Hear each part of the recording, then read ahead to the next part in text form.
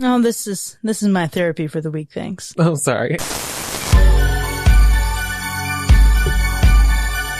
Greetings and salutations, and welcome to Hacker Slash. If you're joining us again, welcome back. We need more colonies. If this is your first time listening, welcome to the party. We are a horror movie review podcast dedicated to telling you whether a movie is a hack, A total joke, a waste of time, or a slash. Totally killer, pun intended. We believe horror is for everyone, and as such, we're rating these movies with the perspective we've gained from our varying walks of life and the flavors of fear we fancy most. My name is Chris, I'm your friendly neighborhood slasher enthusiast, and this week I'm joined by the Scream Queen Paris. You can't even make friends. This week we're making the most of our AMC A-List subscriptions by checking out a newly released film starring Sandra Oh. Before we get down to business though, we have some follow-up. Let's follow up on a movie. Okay, so we recently reviewed what I would describe as an instant classic, Get Out by Jordan Peele. This was a really great episode. If you haven't had a chance to listen to it, circle back, give it a listen. We had some really great conversation. But as always, our conversation doesn't end when our episode ends. We wanted to hear from our listeners. So the poll results are in. And Chris, I'm so pleased. Only 9% of the voters had the audacity to hack this movie, and the other 91% are on the right side of history. Oh, I'm so glad that people have good taste. I was really nervous for a second after this movie got its Universal Slash here, after I stopped and pondered the reality that so many people love it. I thought, will the internet let us down? They sure did not. We have a couple comments from our listeners. Jay on Twitter said, easy slash, huge cultural and societal impact, as well as just being a phenomenal film with great performances. I don't understand how anyone can consider this to be a hack. And yet I bet someone does consider it a hack. And that someone would be Greg. Greg on Twitter said this. Oh no. 100% a hack. While the acting is okay, watching paint dry is more entertaining than this film. The only good thing about this movie is Rod. Oh, come on, Greg, what? I mean, Rod is one of the best things about this movie, but this movie's not boring. Even if you were to try to say it's a hack, I don't see 100% a hack. I really don't. Especially when you consider Rod in there. Rod is at least 15%. We have another comment from one of our patrons, Amber, who said this. I just watched this film for the first time a few weeks ago and was happy to see this on the recording schedule. The social awareness of this film is heartbreaking and refreshing at the same time. The acting is convincing and the script was smart. Definitely deserving of the Universal Slash it earned. Thank you for reviewing this one. Oh my gosh, Amber, I'm so glad you guys who experienced this for the first time. I think one of the things that we talked about in that episode is like how amazing it would be to go back and experience this for the first time ever, considering how well it's aged even since 2017. But, I love this. The stars aligned for Amber. We have one final comment from another patron, Jake. Jake said this. I remember having a solo movie day at the theater, and man, I remember being 45 minutes in and thinking to myself, this is ridiculously well done and thoughtful. It really did pave a new road for the voice of horror and created something truly unique. I don't watch it often now because I watched it to death the first year of owning the Blu-ray, but to this day, I personally believe Allison Williams' character Rose should be in the homes of horror movie enthusiasts chilling in the same collectible toy shelves as Ghostface, Freddy, and Jason. There is nothing more frightening than a methodical, calculating white lady blending in the crowd and on the hunt. This movie is 1000% a slash, and I can't wait to see Jordan Peele's Nope. Oh, I can't wait for Nope either. You know, I'm with you every step of the way except for Rose having her own figure on like Ghostface, Freddy, and Jason.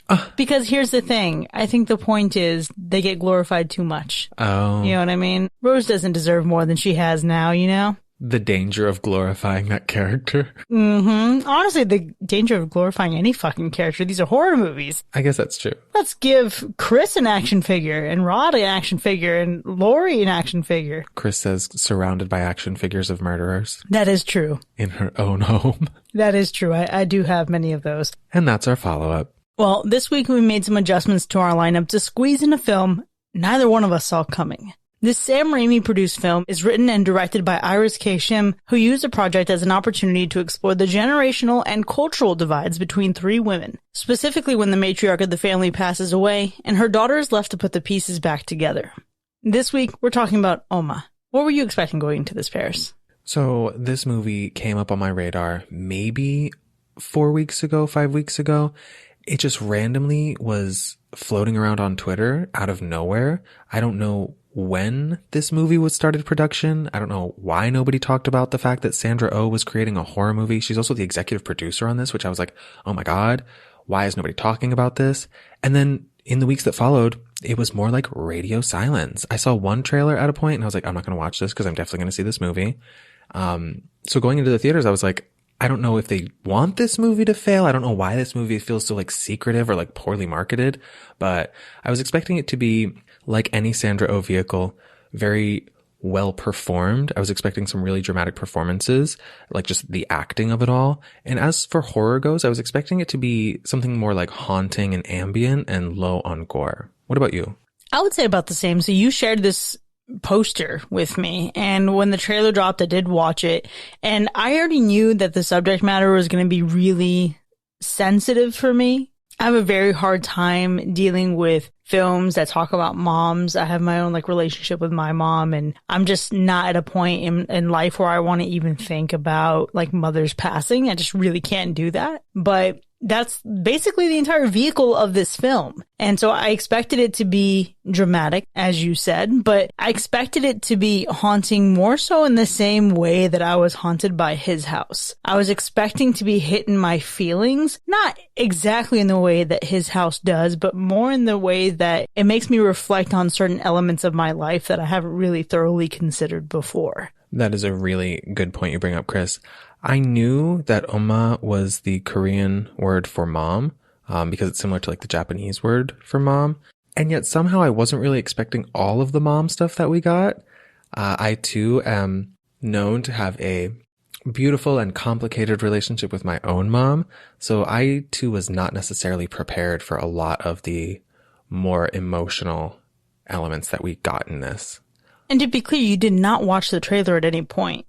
I did not. I refused. I saw the poster and I said, Sandra Oh, horror movie, sign me up. Okay, no, that's totally fair. Those expectations I think were largely met, but I wasn't prepared to see this movie still. This movie, I'm gonna be honest, I cried. I'm not proud of the fact that I cried. It's one of those things where it's like, I feel like this movie was cathartic. It was therapeutic in a way. Not that my mother goes to any of the lengths that this Oma does by any means, right? But it's just the idea of the relationship specifically between mothers and daughters, and then the generational relationships that you have there between mothers, daughters, and grandchildren, and then adding in the layers of immigration, right? And having to start over in a country, having to make ends meet, and having to teach your kids how to dream or how to work hard or anything like that. It's really, really complicated. And then add in the folds and the burdens of the obligations that children have to their parents and how many people don't understand that. It was a mindfuck. Honestly, Paris, it was really emotional, and I think this movie is really solid with some of its scares, but I think for me, this felt more like a therapeutic release than anything. Oh, interesting. It felt therapeutic for sure, but I don't know that I got the same release. But I can say that I definitely experienced some of the same feelings while watching it. I was definitely reminded of moments that I've had with my own mother, and seeing the way that the relationship between like a mother and child can be so complicated and so polarizing at times. You get so many different extremes in that sort of a relationship, at least in my personal experience, and definitely in this movie as well. I also, as far as tension goes, I felt like it did a decent job of sort of building that. It definitely earned its title as a horror movie. It's not something where I'm going to go home and be like, oh, this was not a horror movie. Why did we do this for the podcast? But I think a lot of the disappointments in this movie came in the form of some of its horror elements. I feel you. This is one of those movies where I think the emotional heartstrings that are like felt all throughout this film are really the core of it. Whereas some other movies we've seen, the spooks are the core of it, right? Yeah. The jump scares are the core of it. And I think this has plenty of that, but it's not the focus by any means, because I think the real horror is what you see in the mirror and what you see in your own heart when you're, navigating these complex familial relationships. Mm-hmm. So I would say that I wasn't necessarily disappointed by that because I appreciated the direction they went. There is a bit that I was disappointed in visually, and it pulled me out of the movie really quickly, and thankfully it was gone really quickly too, so I got brought back in. Oh my gosh, but I can't wait to talk about it. For me, it was like a double whammy, because there was one thing where I was like, ooh, I don't know. And then it was another thing that was even worse, and I was like, no, please don't fall apart. I was really concerned. Okay, even that didn't take away from the tension that I felt throughout the movie.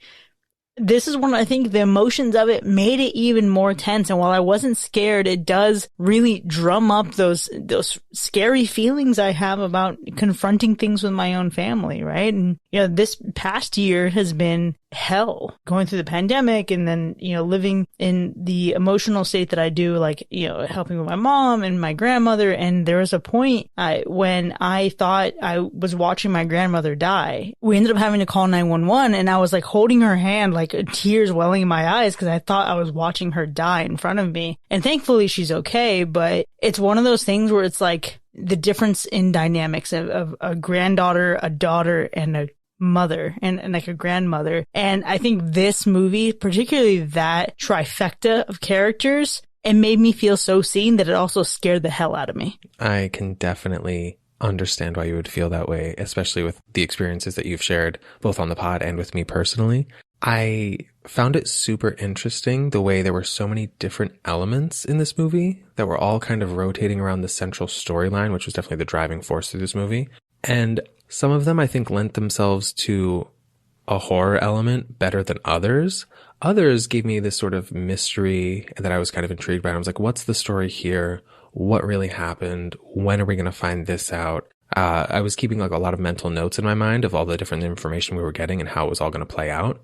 I think there were actually some moments where I was so tense that a couple of the jump scares did get me.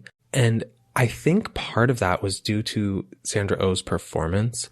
There were times where I had just like a sick feeling in my stomach, and anything that came at me felt like a gut punch to that feeling. And I was just like, Whereas I don't think if I had not cared about these characters, those jump scares would have been nearly as effective. I didn't get got by the jump scares at all, but there was one other person in my theater and I saw him jump a few times and I was like, ha, got him. But I think you're right. The emotional investment just does so much to put you in such a vulnerable state. And I think that is something that is handled so uniquely well in this movie. And it does remind me a bit of like the emotional vulnerability that I had watching His House, but in a completely different way. Yeah, I think the best horror movies I've seen are the ones that make me feel like I'm acknowledging like an aspect of my own identity. And I am not Korean by any stretch of the imagination, but I think part of, being able to be part of a show that talks about horror being for everyone, right? It's like, how do you bring intersectionality to the table, and how do you find bits of your own experience in the experience of someone else to bridge the gaps between us, right? And I think this movie, although it is framed through a Korean family, is really a universal story, and it's so fucking beautiful. Okay, strong vibes coming from Chris. I wonder where this vote's gonna go. I definitely agree they did a really thoughtful job of telling a story with a cultural background that I don't think we necessarily see a lot represented in Western horror. So it definitely gets originality points for that. But I have to say there were a lot of elements in this that reminded me of other things.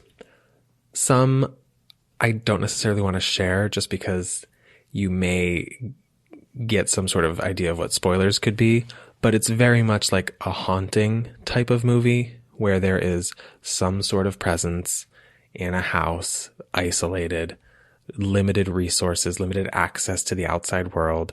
What do we do? Little bit of gaslighting going on, little bit of unreliable perception and characters. And some of those things worked for me, and others I was kind of like, okay, I've seen this. Okay, so I don't disagree there, but I think the thing for me, there's like a minimum threshold that I'll go down to for it being a haunting, for it being a spooky thing. And where I think this one differentiates itself is because it's not the same patriarchal bullshit we keep seeing in every fucking haunting movie. And that's where it gets the originality points for me. Welcome to the motherfucking matriarchy, man, because I am so glad we don't have another story of some man moving his wife and child into some fucking house and then having to contend and battle with that. Now, His House did flip it on its head and contend with allegorical demons, but the fact that this movie takes the framing that it does, and it makes very specific choices with the types of characters that it gives you, it's undoubtedly different from other ghosty type haunting-y movies that I've seen. I think a lot of that is proven with the finality of its ending. I think this had an ending that I don't know that I've ever wanted from another type of haunting movie, but it just made me feel so damn good. That's super interesting, Chris. Your compelling argument has swayed me to throw a couple more originality points towards this movie. You also made me realize something. I never noticed the absence of men. I only noticed the absence of women. So you saying this, I'm like, oh yeah, this is very that. And that might be part of why I enjoyed it. As far as the ending goes, though, I don't know that I feel the same. The ending to me was it had flop energy. It wasn't a total miss, but it was kind of like, I guess. I can't think of what I would have done differently to make it a really stellar ending.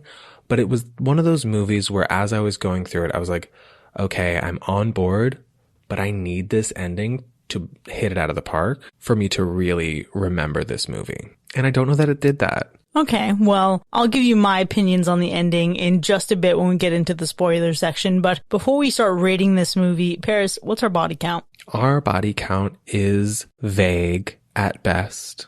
We'll keep it ambiguous, like the film does. And we'll unpack it a little bit more in detail after the spoiler break. But what about the animal report? Is that also vague? The animal report's bad. It is, and just in time for Easter, no less. Not a good look. I think the peeps over at PETA will not be happy. Well, let's go ahead and get into our ratings then. Umma from 2022, now showing in theaters. Is it a hack or a slash? So it did not take a lot to sell me on seeing this movie. I saw Sandra Oh and I saw horror, and I said, I don't know when this happened. I don't know why everyone was keeping this secret from me, but I'm there. Now, I actually don't know Sandra Oh from very many things. I never watched Grey's Anatomy. I'm not one of those gays. But I did watch Killing Eve, in which she plays a really compelling lesbian, or at least bisexual character. And the way she emotes on camera, I am just like, you were meant for the job you are doing. You know when you see people and you're like, oh, you found the exact right career path and it's paying off for you? That's what Sandra Oh has going on. And in this movie, she delivered on all of that. This is a very character-driven movie. It's very story-driven. And while I was watching it, I had to sort of negotiate some of the worst visual effects I've seen in horror in a long time with what the intentions were with this movie. I think we have some really amazing performances. We have some really amazing characters. There were quite a few scenes that gave me a very visceral, emotional reaction based on my own relationships, based on the performances from these actors. And I think the way it was able to evoke such a reaction from me definitely gives it some credit. The general horror element of this movie, I think, wasn't the best, but I think it was a really great vehicle to tell the story that it was telling. Now, I think that this movie, and this might not be true at all, but it is my perception and my theory that this movie was snubbed, neglected, whatever by the studio. And I think because of that, it didn't get a fair shot in post-production. I think on set, everyone showed up, everyone did their job. The movie is technically sound. It is shot really well. The actors did an incredible job. But once it hit the editing room and some of the After Effects had to be put in, I think they were just kind of like, whatever, we'll just do the bare minimum. We'll just phone it in, maybe some stock footage of things and just slap that in there. And I think that's really rude to do to this movie. With all of that being said, I am giving it a slash, but I'm mad that this movie did not get the care in post-production that it deserved. You know, Paris, that's interesting, and I can't wait to see things turn up even more for this film. I can't wait to hear more about its production process, because I did not walk out of there with the same feeling that you did. I didn't feel like it had been snubbed, but I think it's because I'm a kind of person who, if I am hungry, I can eat a plain meal as long as it hits the spot, right? Like, I don't have to have a lot of fancy seasonings on things. That's why, my favorite movie was one of the simplest horror movies in Halloween. I didn't need the crazy practical effects of A Nightmare on Elm Street with Freddy Krueger and Robert Englund, right? When I think of this movie, I wasn't prepared for the emotional devastation that lay ahead of me. And I didn't know that it would be possible to feel seen in a movie that is culturally so different from my own. However, looking at this point in my life, looking at myself nearing my 30s and thinking about just the obligations that you have for your family, or the guilt that you feel having left your family for a really long time, and the things that you left unsaid, or wondering if someone's thinking about you with their last dying breath. Things like that haunt me. If you listened to the show before, you probably know that the only thing I have left to fear is the inevitable fucking march of time. This movie hits that spot. This movie even takes the Americanization of a family and the watering down of cultural traditions and putting it into a child who doesn't know anything about where their family came from or what their lineage is. This movie is a mindfuck because it's so simple, but it's so complex at the same time. And I'm so fucking glad I saw it. There is one bit of CGI in here that drove me batshit crazy, but that is irrelevant because this movie is still getting a slash. Woo! I really think the studio did this movie dirty. I think they were like, whatever, let's not even promote it. It'll just come out and everyone will forget about it. I can't imagine that being the case, though, because Sandra Oh and Sam Raimi, Sam Raimi's doing a lot of big stuff for Marvel right now. I just can't imagine them snubbing him this way. I have so many questions about why this movie was marketed or not marketed the way it was and what happened in post that we won't be able to answer tonight, but hopefully in time, the stories will reveal themselves. Well, let's see if we can learn more about it in our follow-up in subsequent weeks. But for now, Umma from 2022 has earned a universal slash, and there might be something here when Paris and I are the only ones on the episode. Maybe there's nothing left to get in between our own agreements. Oh my god, maybe. Or maybe we just pick movies that we have a good chance of liking. Maybe, but this movie is showing in theaters. Now, I do believe it has a semi-limited theatrical release. Shady. So good luck finding it at a theater near you. But either way, check it out. Then join us in the second half so we can unpack the emotional trauma together. We'll see you in a bit. Don't let this movie be forgotten.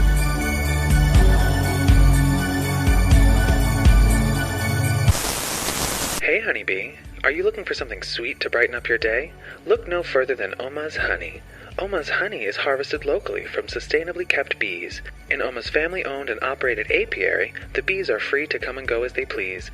The staff can leave too, they just don't want to. Why do you ask? Who have you been talking to?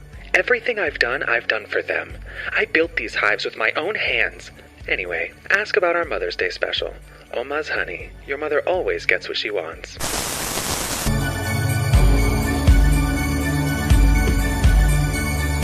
Welcome back, folks. You are now entering the spoiler zone for Umma, which has earned a universal slash. Now, we have a lot to get to here, but before we get into the specifics of our ratings, we do have the matter of gore to attend to. Paris, I know it's a spooky, haunting movie, but what's our gore score? The gore score is low for the movie.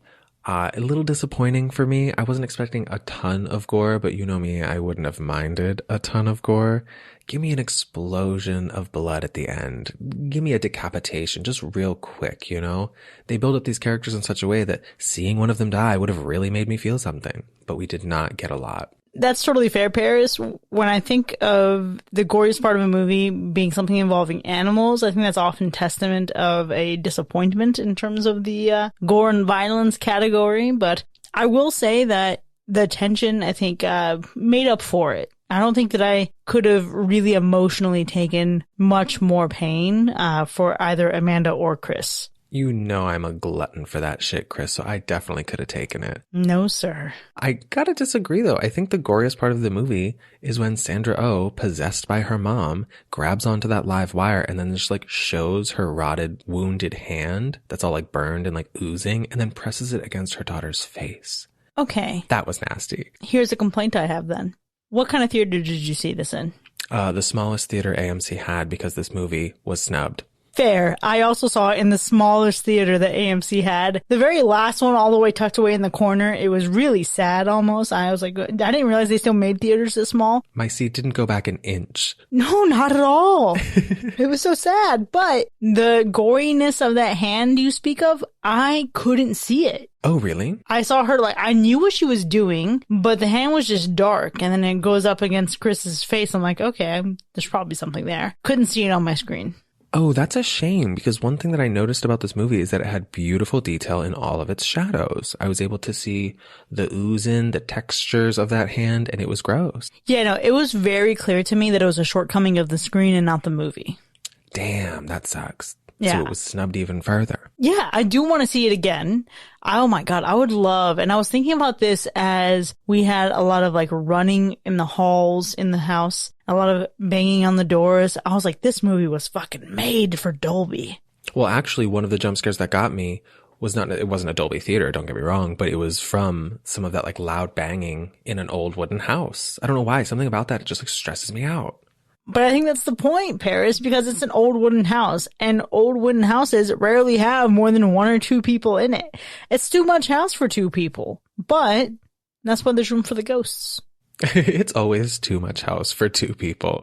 We don't have any favorite kills here, do we?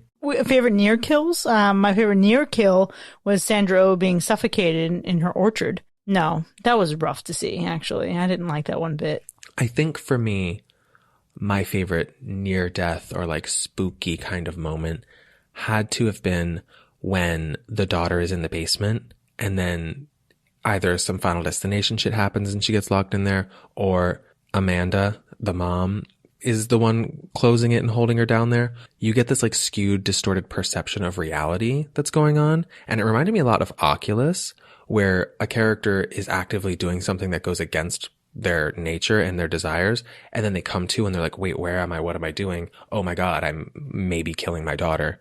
And I thought that was like a really intense and like trippy kind of moment that I was like, oh shit, Sandra, oh, what are you into? Okay, yeah, that was a really great moment. Still one that is harrowing at best, but I think, you know, you talked about Final Destination shit. I'm actually going to think about Amityville shit, because I think the best thing for me in terms of a moment of spook was her putting on the beekeeper hat, mask, helmet, mesh thing, seeing Umma, taking it off, Umma's gone, putting it back on, but Umma's up in the window in the attic. It was really giving me the energy of the spooky windows from the Amityville house. Yeah. Except nothing but a mother looking down in disappointment and shame at you. Plus, her taking it off again and she's still there. Mm-hmm. That's when she was like, oh shit, my daughter, get me in the house. Absolutely. And oh my gosh, I was even just thinking about the first time that we see Umma at the very beginning. As a sleep paralysis demon? As a sleep paralysis demon, yes. And yeah, normally the jump scare is like the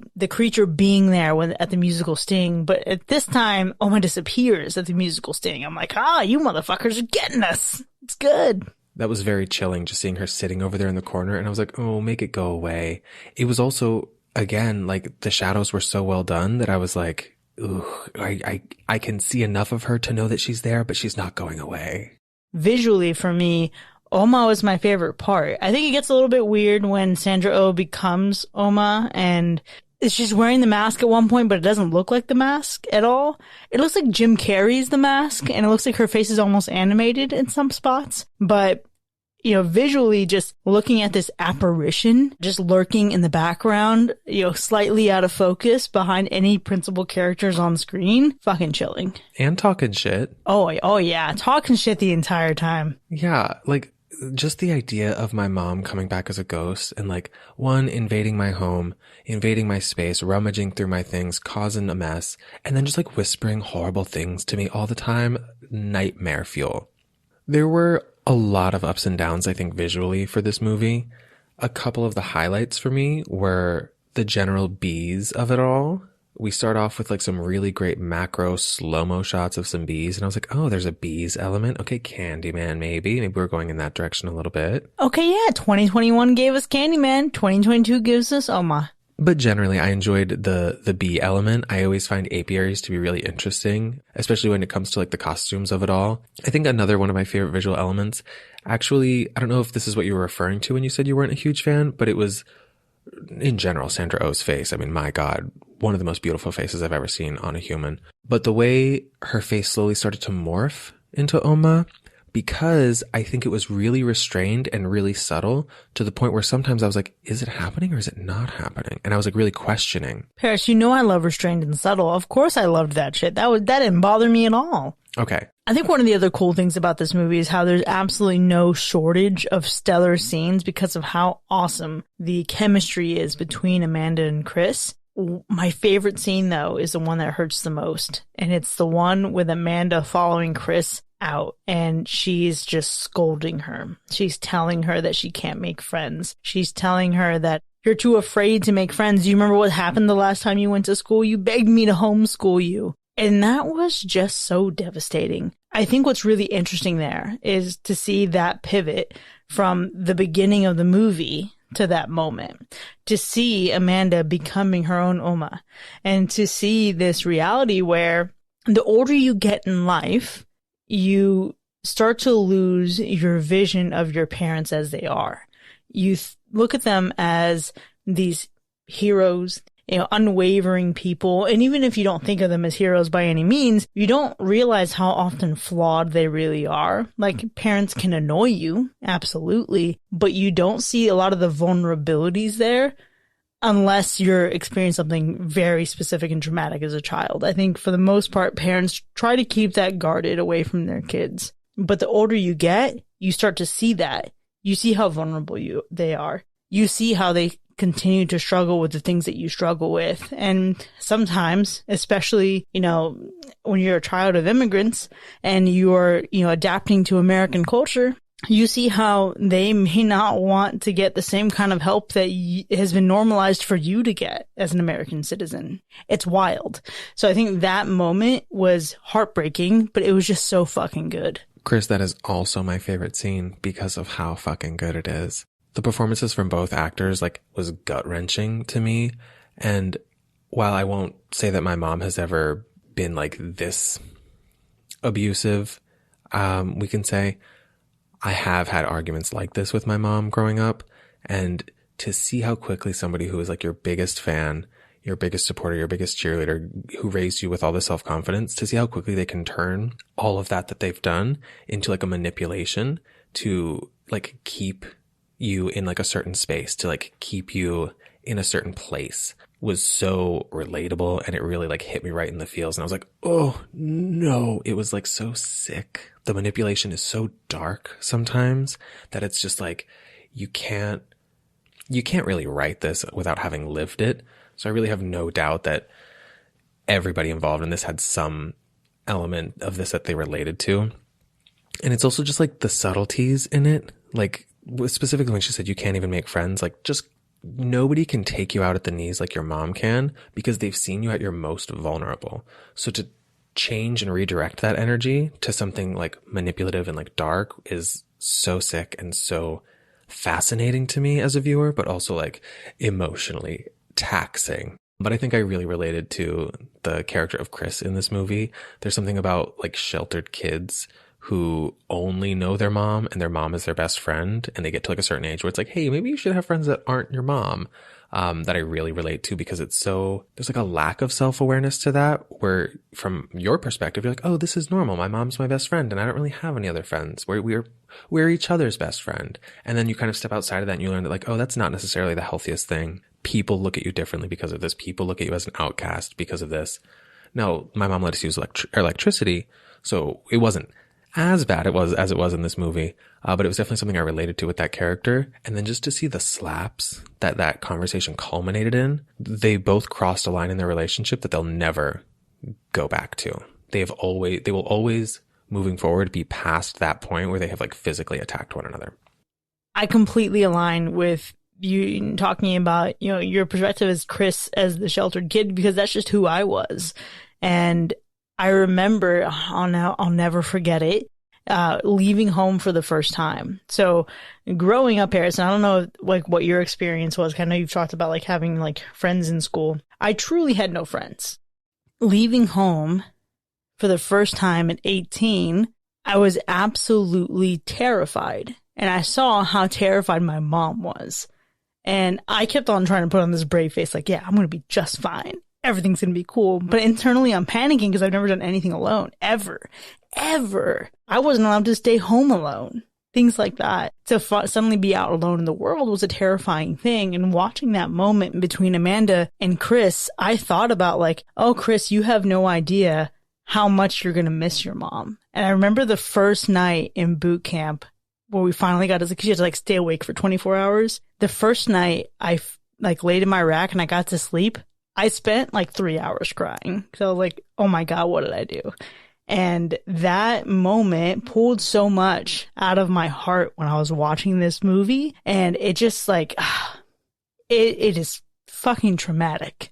Yeah, absolutely.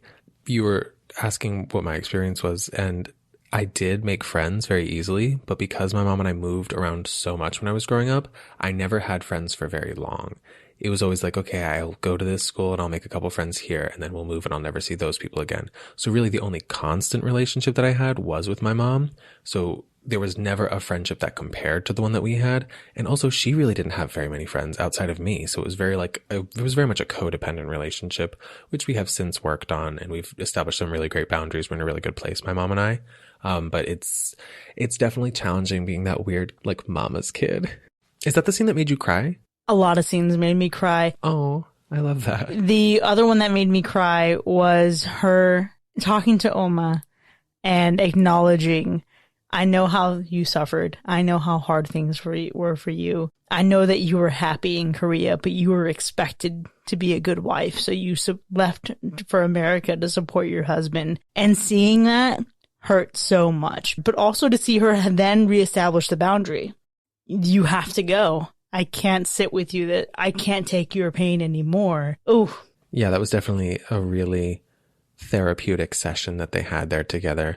And I like that we got that. It felt a little too, let's wrap this up in a bow for me. And I did have like a little bit of a comedic moment when that happened, because Oma's like, you have no idea how I've suffered. You have no idea how I've been to. And then Sandra Oh gives a really clean, accurate synopsis of exactly what she's talking about. And I was like, okay, well, maybe you do know exactly what I've been through, but I'm still a ghost and I'm still going to be a bitch. And I was like, well, now you don't really have a leg to stand on, Umma, because she's really reading you like a book and she's acknowledging your pain. So what you got now? But I think in the end it made sense, because then that was what was able to help her move on. And it was like super sad, just like imagining like being successful and established in a place, and then, God, your husband of all people oh, you know what, Chris? The husband did do this. This is the husband's fault, because he took his wife, moved her to a place she didn't want to move. The whole family was there, and then shit went downhill from there. Yeah. It's like the prequel to this. That's true. The prequel to Umma is whatever the Korean word for father is. Yeah, exactly. One thing I did write in my notes, though, is that a man did ruin the vibe, because the uncle just shows up with the ghosts in a box and drops it off. And I was like, really, sir? We had a great thing going in this Amish living we had. Oh my God, it's so true. But also, fuck that uncle. Fuck that uncle. It was so bad. The doctor said it was a heart attack, but I know you're the reason why she died. Oh my gosh. Darkness. He did have some like lines and nuggets of wisdom, sure, but even that moment, oh my gosh. The asking if Chris was her daughter because he drove by her, saying she doesn't speak a lick of Korean. Why is that? She's American. That's bullshit. It just reminded me of like even going to Puerto Rico with my mom, and all her relatives are like shocked that I don't really speak Spanish. And they're like, what? And my mom's like, leave her alone. It's whatever. She doesn't speak Spanish. Everybody speaks English. It's fine. She was like low key explaining this. But I always wondered, like, what kind of pressure did my parents have to feel because of that? Less so on my mom's side and more so on my dad's side.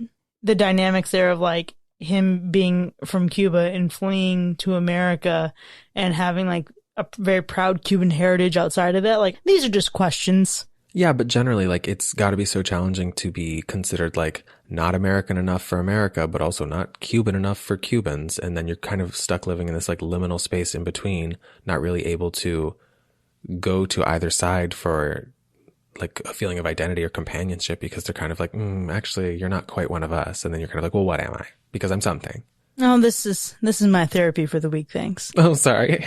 No, but I actually love this because this goes again with Chris, right? Chris, who is oblivious of any of her heritage in the beginning of the movie. And she starts asking these questions. And then by the end, she's embracing it. By the end, she's being supportive of her mother and just wants to help. You know, in the end, she's wearing her traditional garments and performing the ceremony to put her Umma to rest. And I mean, I think it's beautiful. I think, you know, we get to this point in life where you stop wanting to hide your heritage or keep it in your back pocket. I think that's a really interesting point, Chris. And we sort of see that contrast when Chris is introduced to like the new friend, like the new girl in town that's sort of visiting. And she's like considered like the normal girl. She's like got a phone. She's wearing makeup. She has like cool style. And you really see like, an interesting contrast, like not only between them aesthetically, but also just between how Amanda's raising and the choices that she's made in raising her daughter have shaped her into a completely different person than what she may have otherwise been. I think something that I really appreciated though is that Chris's friend was not a bitch and she wasn't judgmental. She was actually very kind. She was very curious. And even though she seemed like a sort of superficial character that you might expect to be like a bully in a sort of way, she ended up being somebody that was like really helpful and actually cared about Chris and her development and her growth and like supported her as a true friend. And I think for that to be her first experience with like a friend from, let's say, the outside, I think that was a really nice touch. And I'm glad that that happened for Chris as a character.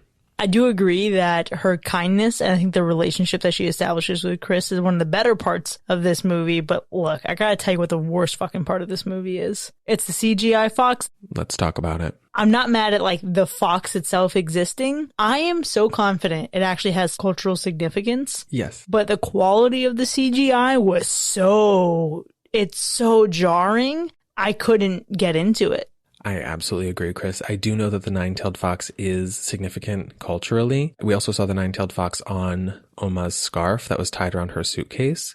And we see Chris have a moment where she's like, oh, what is this thing? It does play a greater, more metaphorical role. However, that CGI was so distracting and it was such a flop.